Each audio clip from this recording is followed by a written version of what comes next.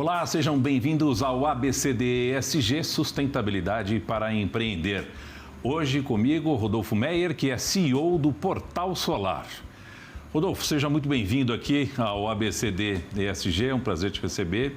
Apesar da juventude, você já tem uma trajetória muito interessante que tem agora essa oportunidade de levar à frente o Portal Solar.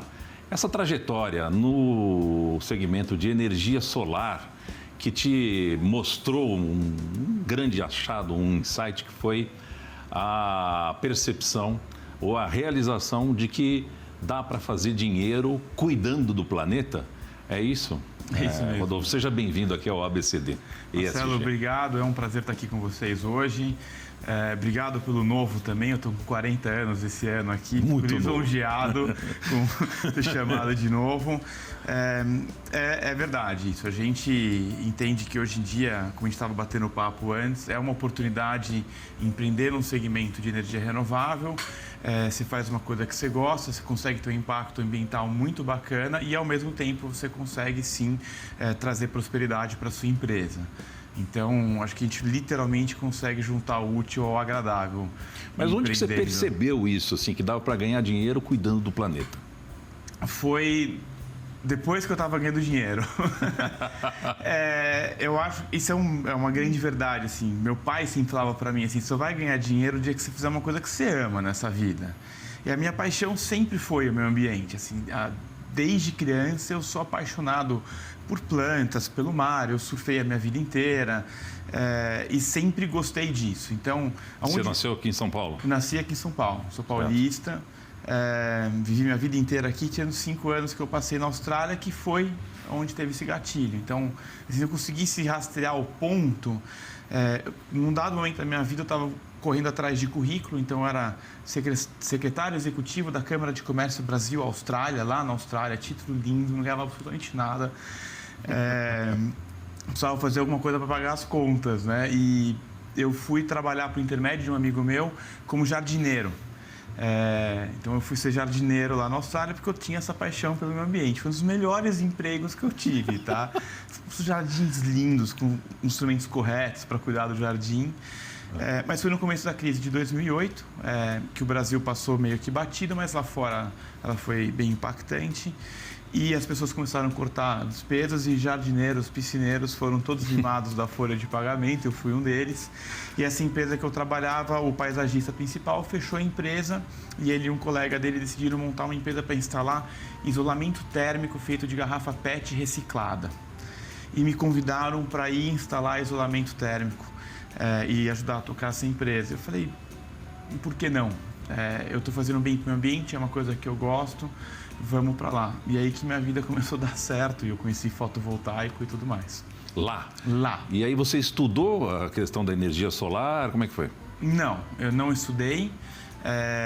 Foi empírico mesmo, fazendo acontecer. Foi juntando um ponto com o outro. Assim, a linha de raciocínio foi, a gente começou com o isolamento térmico, que as pessoas instalavam na sua casa para reduzir o consumo de energia, seja de aquecedor ou de ar-condicionado, então melhorar o conforto térmico. E entendendo esse público que a gente tinha na mão e fazendo essas instalações entrando nos telhados todos, eu vi um dia do outro lado da rua um aquecimento solar, um sistema de aquecimento solar. Eu falei, é o mesmo público que eu atuo, então está focado em eficiência energética. Eu acho que é um produto legal para começar a fornecer para essa turma aqui também. Falei com os meus chefes, eles me liberaram para montar um planinho de negócio e tentar montar uma unidade específica. Fui para Brisbane procurar um fornecedor.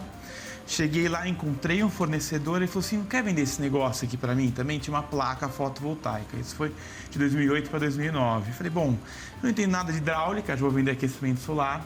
Se eu não entendo nada desse negócio, acho que não entendo nada de elétrica também, posso vender isso também, já que eu vou começar do zero os dois. Comprei container dos equipamentos, voltei para Sydney, treinei a equipe e saí vendendo de porta em porta na Austrália. E a empresa virou uma empresa de eficiência energética, instalando isolamento térmico, aquecimento solar e energia fotovoltaica. E o que aconteceu que você voltou para o Brasil? E aí eu deixo uma pergunta anexa, que é a questão do seguinte: você precisou de muito investimento? Existe incentivo para abrir o negócio quando você começou isso lá na Austrália, acho que já dá para fazer um comparativo com abrir e empreender aqui no Brasil, né? Bom, empreender na Austrália é muito mais fácil, não tem comparação. Você tem um único imposto, que é Goods and Service Taxes, é GST, ou seja, 10% para tudo. Então você não tem esses 126 tributos em taxas, impostos, que tornam a vida do empreendedor muito complexa aqui nesse país. Lá a gente montou uma empresa com cartão de crédito. Então a gente assinou um monte de cartão de crédito, eu negociei um termo com o nosso fornecedor, comprava o estoque no cartão de crédito, recebia o dinheiro antes de chegar a fatura e pagava. E assim a gente foi construindo até inverter, ter caixa. Nem capital de giro você precisou buscar. Não, a gente fez na cara e na coragem. Aqui no Brasil, a gente gastou um pouco mais de dinheiro, R$12 mil. Bom, também não é uma soma tão grande. Não, não é. Eu tenho o maior orgulho de olhar aquele capital social da empresa no começo, estava escrito R$12 mil, mas o que a gente fez foi manter os empregos que a gente tinha, que permitiam esse tipo de flexibilidade. Eu era consultor vendendo tecnologia para parques Fabri de energia solar, já 2012, 2013. Isso aqui já no Brasil? Já aqui no Brasil. E só faltou a resposta de por que você abandonou lá a Austrália e voltou aqui para o Brasil? A verdade verdadeira é desentendimento com os meus sócios, que hoje eu amo eles. Na época eu odiava, eu fiquei putíssimo. Hoje eu agradeço do fundo do meu coração por ter tido a oportunidade de empreender na Austrália. E família. Minha mãe já é falecida, meus avós também faleceram todos muito cedo. Meu pai teve um problema no coração. E eu e minha esposa, a gente decidiu voltar para cá e estar perto da família. Claro. E aí voltamos para cá e começar tudo de novo, né? E encontrei o mercado virgem. Então é isso que eu agradeço tanto. Quando eu cheguei aqui, o mercado não era regulamentado. Eu já tinha vivido sites, marketplace, já tinha instalado painéis fotovoltaicos, e aqui o mercado era uma azeitona. Então, com essa visão de que um dia o mercado iria crescer e chegar no ponto que chegou hoje, a gente decidiu se juntar de madrugada, tomando uma cerveja, comendo um amendoim e começar a programação. Você e o seu irmão? E o meu irmão. E aí como é que foi? Com esse investimento inicial, montaram um portal já? Isso, a ideia, foi assim, o mercado está no começo, então onde estão as oportunidades? As oportunidades estão em educar agora, porque é muito embrionário e eu preciso difundir esse conhecimento. Então, o Portal Solar nasceu como uma plataforma para disseminar o conhecimento sobre energia solar e ensinar consumidores finais a comprarem energia solar sem serem enganados, porque era uma coisa muito nova, né? Então, a gente nasceu como um guia de compradores, vamos dizer. Então, um blog e eu escrevendo revisão sobre painéis solares, sobre inversores, empresas, guias de como escolher a empresa certa, tabelas para comparar orçamentos de empresas, ou seja, colocando conhecimento gratuito no mercado. Então, ele nasceu dessa forma. Você já tinha tido a experiência de montar blogs, de abastecer e criar conteúdo? Não, eu não tinha tido essa experiência, mas meu irmão tinha a experiência de tocar marketplaces digitais, já tinha trabalhado num marketplace de arquitetura, ele tinha ajudado a construir uma plataforma assim. E eu tive um link também que lá na Austrália tinha um site que eu me inspirava muito para conseguir esse tipo de conhecimento. E eu acompanhava a quantidade de acessos e ele já seguia nessa linha de gratuidade de conhecimento e tentar remunerar a plataforma por outras maneiras, gerando um grande volume de acessos no site. Então, foi daí que a gente juntou as coisas e... essa estilingada, vamos chamar assim, a partir do momento que você criou o conteúdo, você gerou o tráfego, mas você vendia o quê? Nada. O que você começou a vender? Essa foi a estratégia. Não tinha filhos, não tinha nenhuma grande responsabilidade na minha vida, então eu falei assim, eu estou disposto a viver com muito pouco e colocar todo o dinheiro de volta na empresa para ela crescer. E eu acho que isso aqui é um parênteses que a gente pode fazer, não gaste o dinheiro da sua empresa. Sua empresa gerou resultado, você deixa o dinheiro no caixa e mantém aquele caixa crescendo, porque é isso que vai te trazer segurança quando ela ficar grande e você passar por momentos de crise como durante a pandemia. Então a gente deixou a grana dentro. Como é que a gente remunerava? Vendendo anúncio para fabricante de painel solar, distribuidor de painel solar e aí por diante. Não se pagava, mal batia as contas. E aí minha esposa veio trabalhar comigo, porque em 2014 ela saiu da empresa que ela estava, em 2015 a conta de luz subiu 50%, não sei se vocês lembram disso, teve uma grande crise. Né? Ninguém esquece. Isso. E o site levantou o voo. Então demorou aí quase 2 anos para ele pegar a tração e começar a ter acesso. Daí a gente tinha o primeiro e maior portal de energia solar do Brasil e não ganhava um puto, não ganhava nada. Como é que a gente remunera? Daí que é aquela questão de você testar possibilidades, mas falhar rapidamente, né? Então eu falei, vamos vender anúncio. Daí vendeu anúncio. Putz, gera dinheiro? Gera. Mas gera o suficiente para bancar a estrutura toda? Não gera. Assim, de uma forma bem estruturada. Então, mantém o anúncio que já é alguma coisa. E agora, vamos certificar instaladores. Gera dinheiro? Gera dinheiro, mas não paga o custo de validação do certificado. Porque existia muito fraude. O Brasil é um país complexo. Então, muito cara tentando burlar a certificação. A gente tinha uma área de inteligência para validar se aquele projeto tinha sido realmente executado ou se era a tia do cara que estava lá deixando uma avaliação falando que o sobrinho dela fazia uma boa instalação, né? Mas gerou uma certa receita, mas não era eterno. E aí, eu acho que a gente falou, bom, a gente tem cliente final, tem instaladores.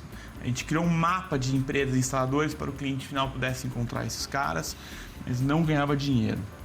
Em 2016 eu conheci o Gabriel Ferreira, que é hoje o CEO do Banco BV. Ele era head de varejo, na época era BV Financeira, né, que muitos conhecem do financiamento de veículos. E a gente decidiu juntar forças e construir uma linha de financiamento para energia solar feita sob medida para o segmento. E aí vocês tinham um share dessa receita, é isso? A gente recebia um comissionamento naquela época.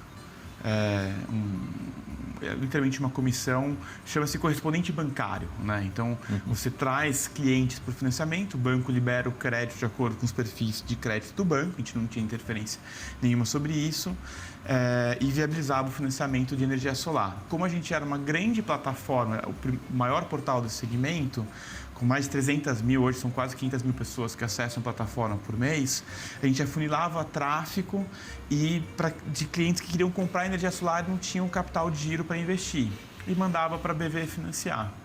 E assim começou, foi o embrião do que é hoje uma empresa chamada Meu Financiamento Solar, que é a maior fintech desse segmento.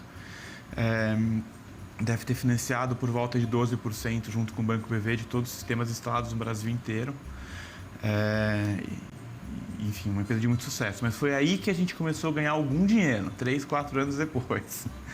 E essa é uma empresa 100% de gestão de vocês? Hoje ela é totalmente apartada. A gente vendeu 20%, naquela época a empresa começou a crescer. A gente criou um marketplace, que eu já conto para você, de produtos de energia solar, que não deu certo, foi um outro teste. Mas a linha de financiamento começou a crescer muito rápido. O Banco BV fez um aporte e comprou 20% de participação no grupo Portal Solar naquela época. Durante a pandemia, por incrível que pareça, a gente continuou crescendo muito, foi triplicando todo ano o tamanho da empresa. E a gente entrou num acordo de venda total da unidade de financiamento para o banco, que é o que acabou acontecendo. A gente tem um acordo com o BV. Então, hoje é uma operação completamente apartada. A gente teve um exit nessa operação e ela já tem uma gestão completamente independente e tudo mais.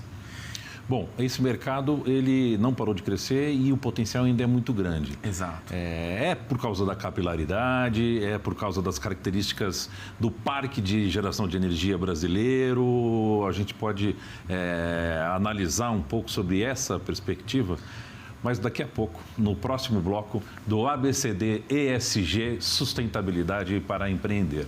A gente volta já já.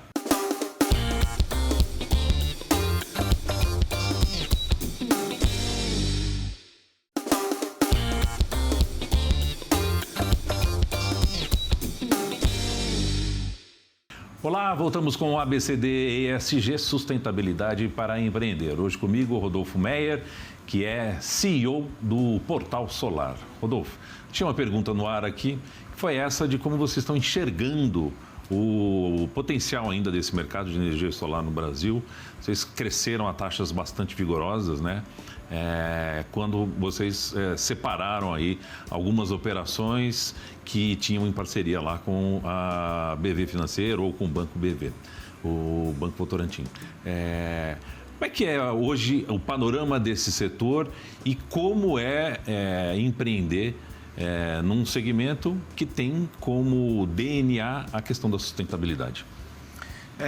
O panorama desse setor ainda é muito bom, claro. A gente está com uma penetração de por volta de 2% a 3% no potencial de mercado. Então, você imagina que cresceu tanto na última década, o que a gente ainda tem para crescer. O mercado brasileiro ele propicia isso porque a gente tem uma das tarifas de energia mais caras do mundo. Então, isso obviamente torna o investimento em placa fotovoltaica uma boa decisão, né? Um retorno de investimentos daí entre 3 e 6 anos, 3 nos melhores casos, 6 anos nos piores casos. Então, é um bom investimento, né? Tem um bom retorno financeiro e esse é o gatilho que move esse mercado para frente. Mercado, extensão territorial imensa, um país extremamente ensolarado, embora está chovendo muito aqui nesse momento, mas um Brasil extremamente ensolarado.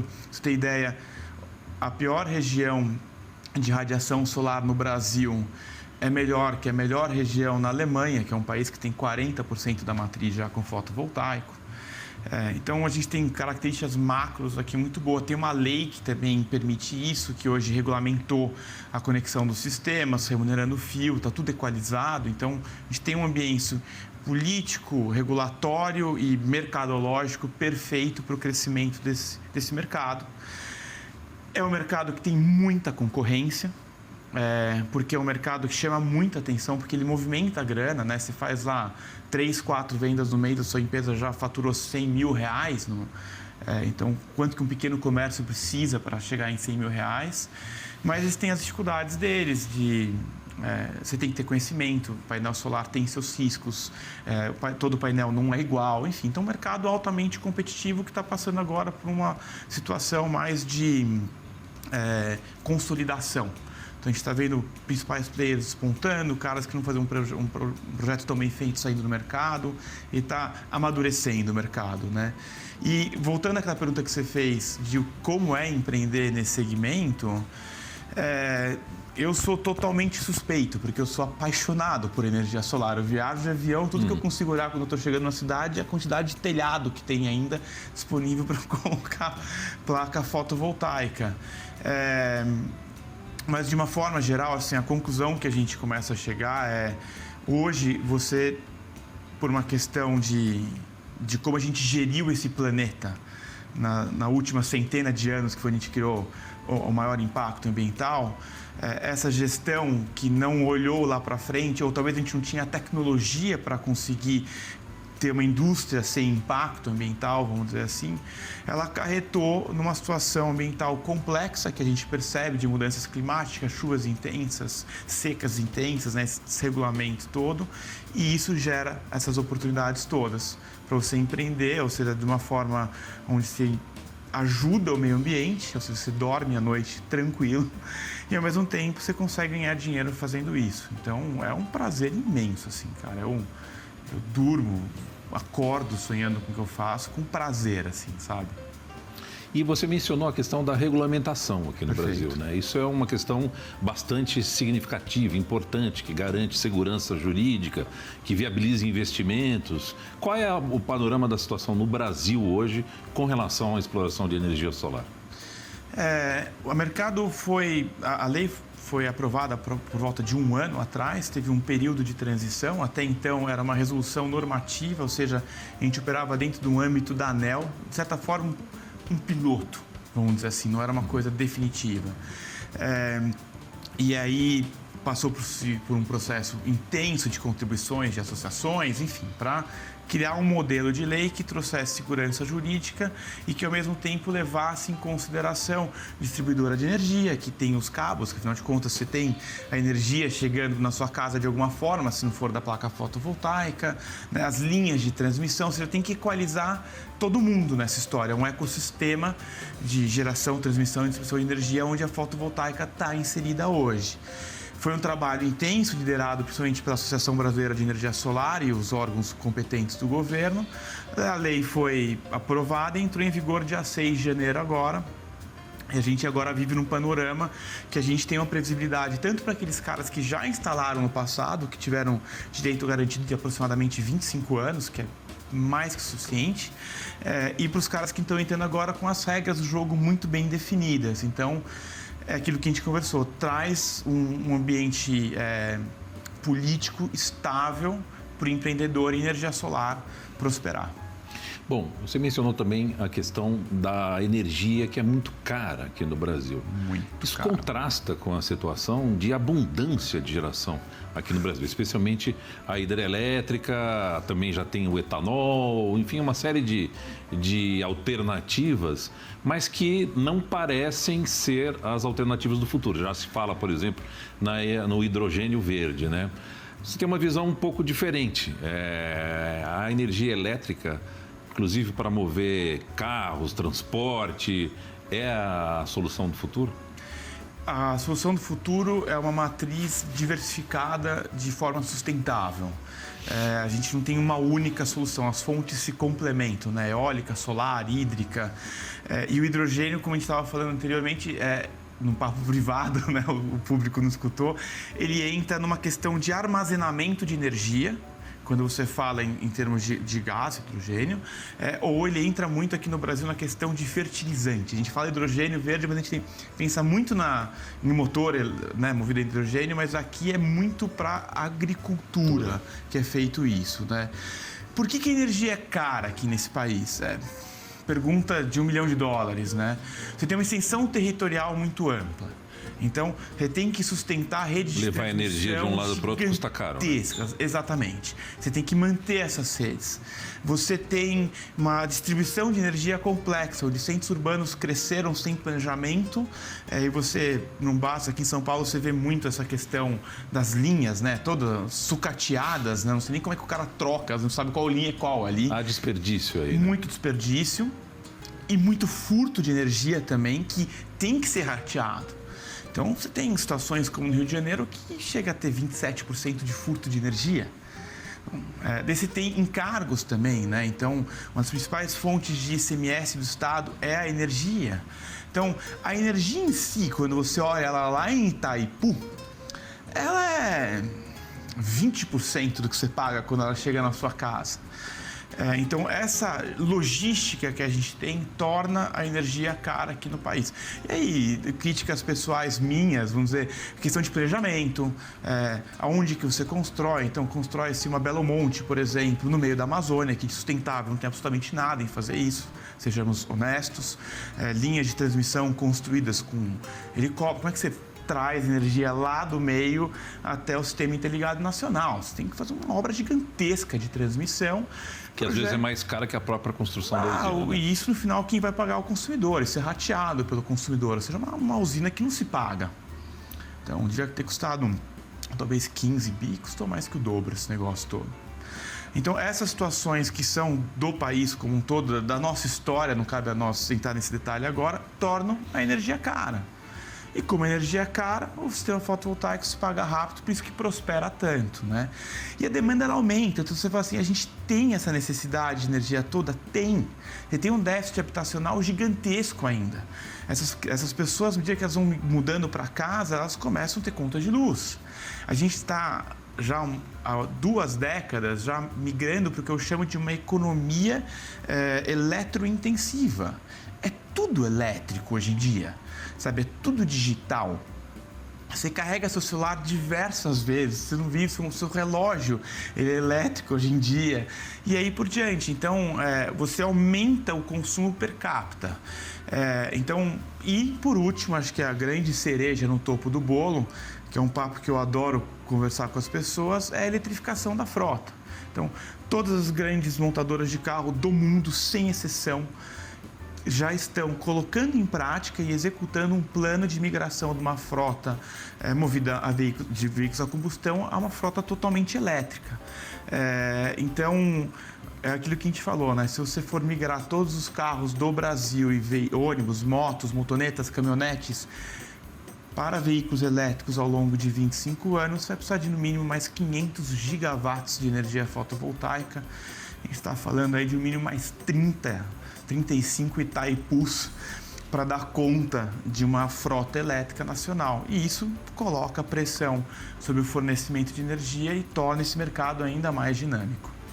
Agora, Rodolfo, tem oportunidades aí para todo tipo de empreendedor? Tem. O grande, o pequeno, o médio, enfim. Você vê nesse segmento oportunidade para todos? Olha, no segmento que eu atuo tem muita oportunidade e gera-se muito emprego. Hoje a gente estima que mais de 300 mil pessoas sejam empregadas direto e indiretamente em trabalhos relacionados à energia fotovoltaica. Então, uma extensão territorial muito grande, você precisa de diversas empresas de instalação. Para cada sistema fotovoltaico que se instala, você precisa de uma equipe de 3 pessoas no mínimo. Então, você contrata muita gente lá na ponta, na execução disso. Daí você entra também... Aqui o Parque Fabril no Brasil, ele é mínimo. Então, você gera pouquíssimos empregos no que tem de placas fotovoltaicas. Mas você tem toda uma cadeia de manufatura de estrutura de fixação para fixar os painéis no telhado. Uma cadeia uma indústria fabricando conectores específicos para esses painéis. Cabos específicos para esses painéis. Você tem oportunidades de curso, professores de faculdade que abriram empresas de treinamento e certificação para certificar a mão de obra. Daí você vai para entidades financeiras que estão montando... Hoje todos os bancos têm uma linha de financiamento para energia solar. Então, assim, você tem muita possibilidade de capilaridade é muito interessante. Né? É muito grande. Eu estava conversando agora com um conhecido meu que está prosperando em tecnologia nacional, desenvolvido um cara que montou um negócio em Minas Gerais, se não me engano, para limpar painéis solares. Porque você precisa limpar o painel solar, ele fica mais eficiente. Se o vidro do carro você ficar cheio de barro, você não enxerga nada. A luz não passa. Então, com o tempo, você tem que limpar o painel solar. Então, sabe, um cara montou uma coisa única. Você desenvolve produtos, enfim, é uma infinidade de coisas. Uma infinidade. Então, empresas que desenvolveram tecnologias de monitoramento dessas placas fotovoltaicas, empresas nacionais. Então, assim, tem muita oportunidade. E a próxima grande oportunidade é a reciclagem desse negócio, né? Então, não tem ninguém fazendo isso no Brasil em larga escala. O painel solar dura muito, mas você vai ter sobra de painel solar no futuro. Rodolfo, muito obrigado pela participação aqui no ABCD ESG. Foi bastante inspirador e parabéns pela trajetória aí. Marcelo, obrigado. O prazer é todo meu. É uma alegria estar com vocês aqui hoje. Muito bem, quero agradecer também a sua companhia assistindo ao ABCD ESG Sustentabilidade para Empreender. Nós temos todas as semanas esse encontro aqui no canal Empreender, onde assistir já é um bom negócio. Até lá, a próxima semana. Até lá.